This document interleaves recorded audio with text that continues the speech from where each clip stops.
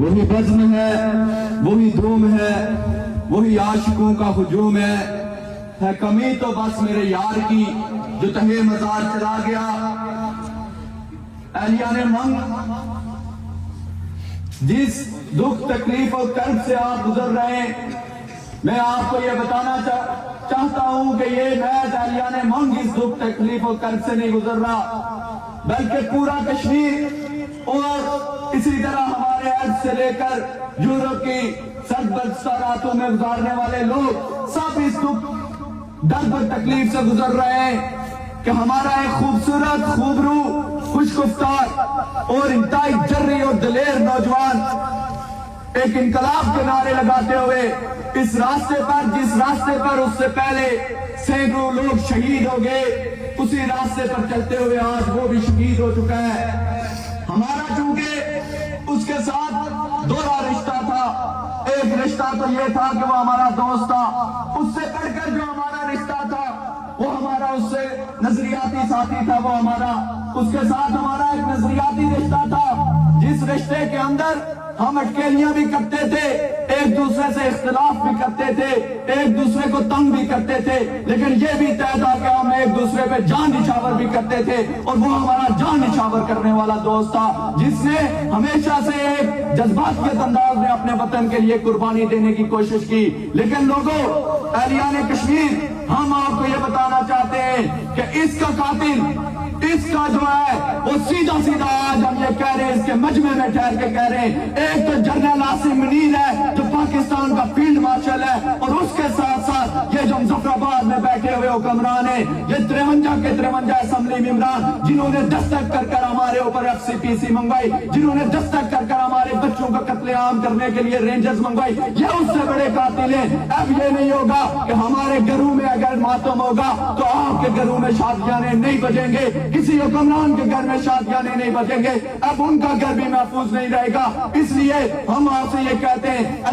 یہ کہتے ہیں کہ جب یہ گولیاں چل رہی تھی، یہاں تمام دوست یہاں پہ ٹھہرے ہوئے آپ تمام لوگ بھی تھے، وہ گولی کسی کے سینے سے بھی پار ہو سکتی تھی، لیکن یہ شاید اس کے نصیب میں تھی، یہ شاید اس کا لگن تھا، یہ شاید اس کا جذبہ تھا، جس جذبے سے چھچار ہو کر جس طلبہ تنظیم سے، جس طرح میرے دوست شاہزیب نے کہا کہ طلبہ آج پوری پاکستان کے اندر احتجاج میں، جس کا آج اس کے جو ہے وہ میت پہ، جسد خاکی پہ جو پرچم اس کے اوپر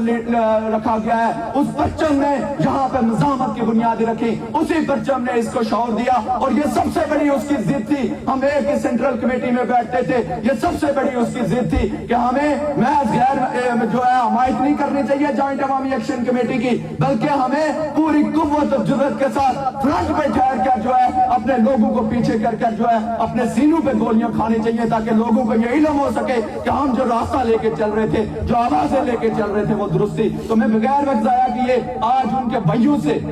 بالخصوص، جس طرح وہ جرری اور دلیر تھا، اسی طرح اس کے بھائی بھی جرری اور دلیر ہیں۔ اسی طرح کل جب ان سے ہم ملے تو انہوں نے یہ کہا کہ اسامہ کی آخری جو ہے ہم سے باتیں یہ تھی کہ میرے جنازہ جو ہے وہ جو ہے ماتمی ترانوں میں مت اٹھایا جائے، وہ انقلاب کے نعروں میں اٹھایا جائے، تاکہ پوری دنیا کو پتا چلے کسی انقلابی کا جنازہ جا رہا ہے، کسی جرأت مند کا جنازہ جا رہا ہے، کسی بہادروں کا جنازہ جا رہا ہے، اور بہادروں کے جنازے اسی طرح اٹھائے جائیں گے۔ ہمارے جب جنازے اٹھیں گے تو وہ جرأت مندی کے ساتھ اٹھائے جائیں گے، لوگ ہمیں بہادروں کے طور پر یاد رکھیں گے، لوگ ہمیں استقامت والے دوستوں میں یاد رکھیں گے، لیکن یاد رکھیں جو ہمیں مارنے کے لیے آئیں گے کہ جب آپ کے جنازے اٹھیں گے، آپ کے نسلوں کے جنازے اٹھیں گے، تو لوگ ان جنازے کے پچھلی صفوں میں ٹھہر کے یہ کہیں گے کہ انہوں نے یہ ظلم کیے تھے، انہوں نے یہ جبر کیے تھے۔ آج آپ ساروں کی تائید سے اسامہ رہتی دنیا تک عامر ہو چکا ہے۔ ہم جب بھی آئیں گے، اگر ہماری زندگی رہی، کیا پتا اس راستے میں ہم میں سے ایک بھی نہ بچے، لیکن جب تک ہماری زندگی رہے گی، میں منگ کے نوجوانوں سے گزارش کروں گا کہ اسامہ کو اپنے ہیرو کے طور پر یاد رکھیں، اس کے راستے پر چلیں، یہی راستہ جو ہے آپ کو پتہ ہے، اور جب تک ہماری زندگی ہوئی ہم آتے رہیں گے، اور ہر سال آئیں گے، جس دن اسامہ شہید ہوا اسی دن آئیں گے، نعرے لگاتے ہوئے آئیں گے، انقلاب کے نعرے لگاتے ہوئے آئیں گے، اس منگ کی دھرتی پہ آئیں گے، اور یہاں سے ہو کے پوری دنیا کے ظالموں کو للکاریں گے، پوری دنیا کے جابروں کو للکاریں گے، اور آخر پر جس عظیم آدرشوں کے لیے ارباب سید صاحب اور الیاس صاحب کو گواہ بناتے ہوئے کہ جس عظیم آدرشوں کے لیے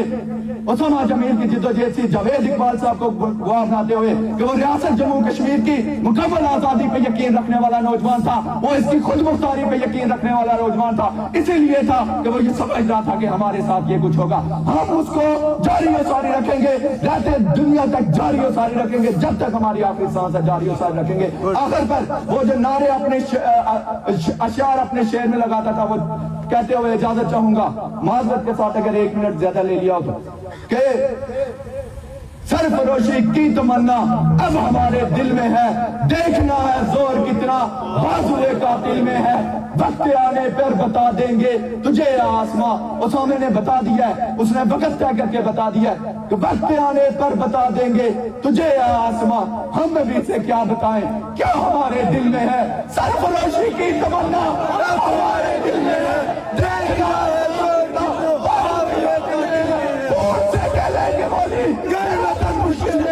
سرفروشی کی تمنا ہمارے دل میں ہے۔